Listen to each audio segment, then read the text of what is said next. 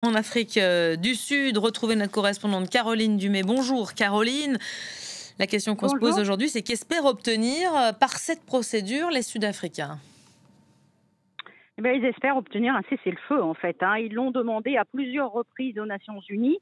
Ils ont eu aussi, on l'a appris ce matin lors de cette audience, des contacts personnels avec les autorités en Israël et ils n'ont jamais eu de réponse appropriée à leur requête qui est d'arrêter les attaques sur Gaza. Donc ils veulent un cessez-le-feu. Ils ont mentionné qu'il y avait quand même eu 1% de la population palestinienne qui avait été tuée, un Palestinien sur 4 blessés, mais que ça n'était pas vraiment une question de chiffres, c'était une question d'intention de tuer et en utilisant des déclarations de Benjamin Netanyahou, de la Knesset, du ministère de la Défense, des membres de la Knesset, du ministère de la Défense, des autorités militaires et civiles israéliennes, eh bien, ils cherchent à prouver qu'il y a vraiment une intention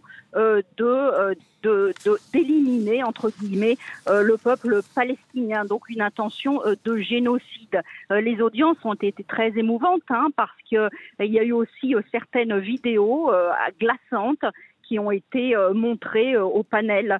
La question, c'est que cette cour, en fait, ne va pas statuer avant plusieurs années. On sait que dans le cas de la Gambie ou dans le cas de la Bosnie, la cour avait mis presque 10 ans à statuer. Donc, les Sud-Africains ont demandé des mesures provisoires.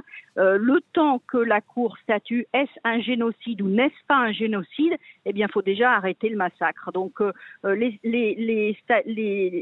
mesures provisoires de cessez-le-feu ont été demandées officiellement à cette cour. Il y a une jurisprudence pour ces mesures. Ça s'est fait dans le cas de la Bosnie, ça s'est aussi fait dans le cas de la Gambie. Et si la cour mettra quelques années à statuer sur y a-t-il ou pas génocide, on considère qu'elle va mettre seulement quelques jours à statuer sur les mesures provisoires. Donc les Sud-Africains s'attendent à une réponse de cette cour dans les 10 prochains jours. Voilà, on demandera dans un instant à William Julier s'il y a une chance ou pas, mais j'imagine d'ici la réponse quand je vois son visage, une chance ou pas d'obtenir ce cessez-le-feu. Caroline, avant cela, pourquoi est-ce aujourd'hui l'Afrique du Sud qui monte au front? Écoutez, l'Afrique du Sud a toujours eu des relations privilégiées les Sud-Africains ont toujours eu des relations privilégiées avec les Palestiniens.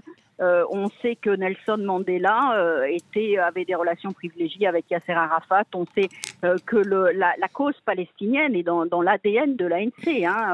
Donc, le gouvernement sud-africain a toujours été très critique envers cette guerre à Gaza. Donc, c'est assez logique que le gouvernement sud-africain, après avoir approché personnellement et par des voies différentes Israël,